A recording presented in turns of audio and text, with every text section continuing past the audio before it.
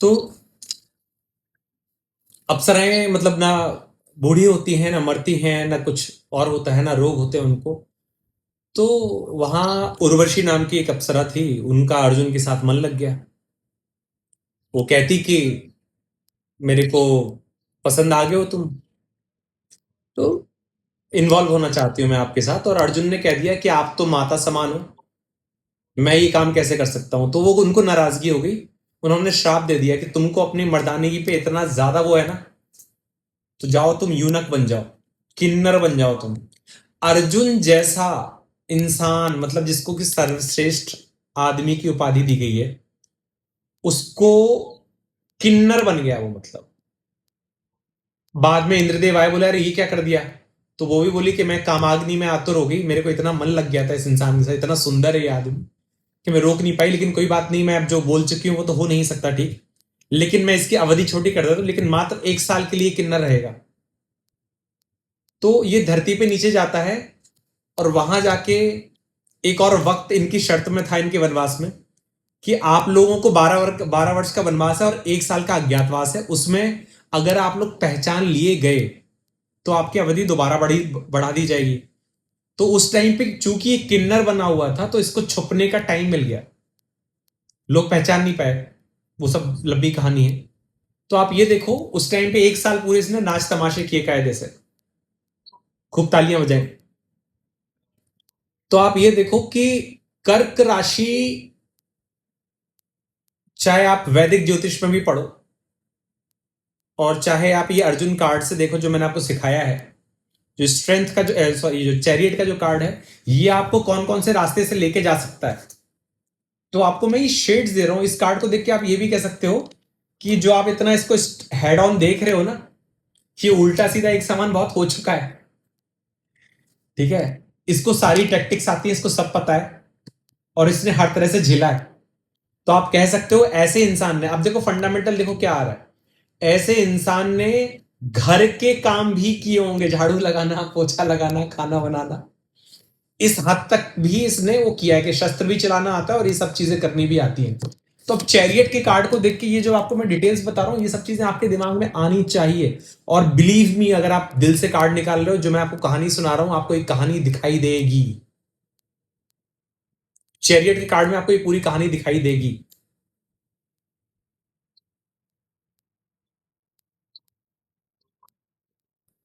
और married life के बारे में मैंने आपको बताई था कि बहुत अच्छा नहीं है। ठीक है, आइडियलिस्टिक हो सकती है, बट सुख कितना मिलेगा ये नहीं कह सकते। इमोशंस है।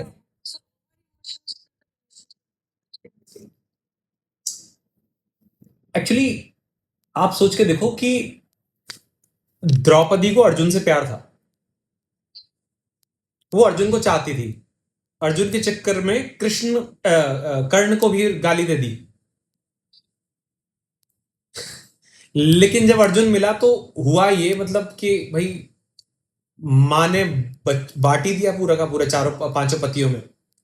तो सोच के देखो आप कि उसकी वाइफ क्या सोच के आई थी उसके पास।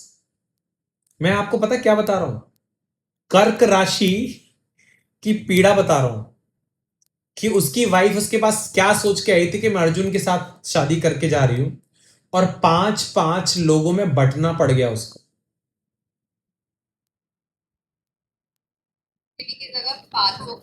अब आपको एक कहानी सुनाता हूं छोटी सी मैं। द्रौपदी ने पिछले जन्म में अपने, ठीक है, भगवान शिव की तपस्या करी और भगवान से कहा कि भगवान मेरे को ऐसा पति दो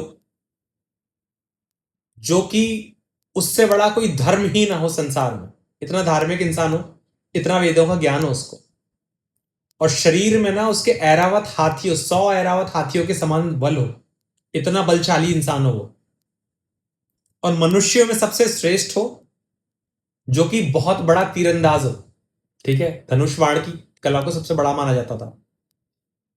और कहा कि उसके अंदर हीलिंग कैपेबिलिटीज होनी चाहिए, ठीक है, वो अच्छा हीलर हो, अच्छा ज्योतिष हो, और ये भी कहा और इस संसार का सबसे सुंदर इंसान हो, उससे सुंदर कोई ना हो। तो भगवान शिव बोले कि ये तो किसी एक आदमी में हो ही नहीं सकती हैं चीजें। तो बोले कि इस जन्म में तो नहीं, अगले जन्म में तुम्हें पति ऐसा मिलेगा जिनके अंदर सारी क्वालिटीज होंगी। तो अगले जन्म में वो 5 क्वालिटीज वाले 5 पति मिले। युधिष्ठिर एज ए धर्मराज, भीम बलशाली, अर्जुन मानवों में श्रेष्ठ और अपनी कला में सबसे ज्यादा निपुण, नकुल और सहदेव एक हीलर, ज्योतिष, उनको सब कुछ पता चल जाता था क्या होने वाला है, महाभारत होने वाला है, अभी होने वाला है। और सहदेव सबसे सुंदर थे, उनसे ज्यादा सुंदर कोई था नहीं। और नकुल और सहदेव जो है अश्वनी कुमारों के वो थे, मतलब ट्विन, मतलब अवतार थे उनके, मतलब उनके माध्यम से इनको ये चीज मिली थी। तो आप ये देखो कि कहीं ना कहीं कर्क राशि में जो आप कष्ट झेलते हो, वो वाले कष्ट होते हैं जो आपके मांगे हुए होते हैं, आपको बस पता नहीं चलता है। You ask for pen and you get that pen, and after some time you say कि आप मनी मन समझ रहे हो कि this is my creation only, but आप किसी को कह नहीं पाते हो। इसीलिए वो इतने ओवर सेंसिटिव और ओवर इमोशनल और अंडरस्टैंडिंग हो जाते हैं कि कर्क राशि वाले दूसरों के इमोशंस को बहुत अच्छा समझते हैं। समझ आई बात आपको? Like this is so deep. कहां जा रही है ये बात, कहां से शुरुआत करी थी हमने, कहां पहुंच रही है, और रीजन क्या है कि कर्क राशि कर क्या रही है।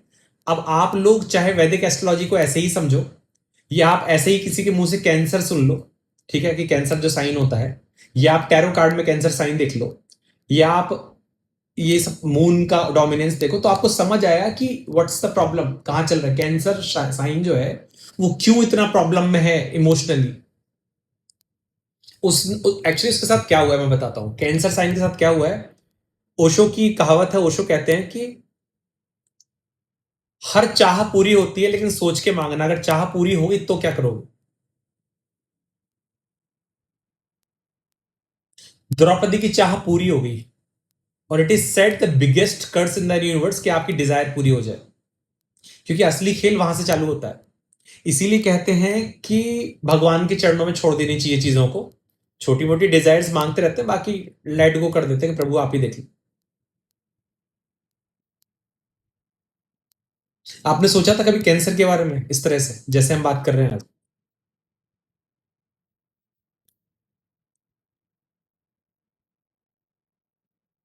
कैंसर जो साइन है, ये मासेस का साइन है।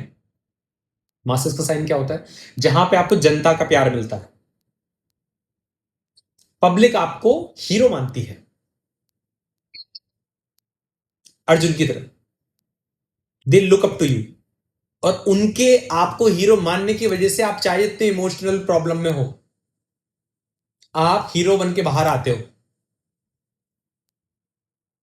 होता है ना, बाथरूम में रो रहे होते हैं, घर वाले बुलाते होते हो, तो अचानक से एकदम, क्या है, आ रहा हूं अभी, रुको। 2 मिनट ढंग ढंग से रील्स देखते हो ना, मिडिल क्लास फैमिली में ढंग से रोने भी नहीं देते हैं घर के अंदर।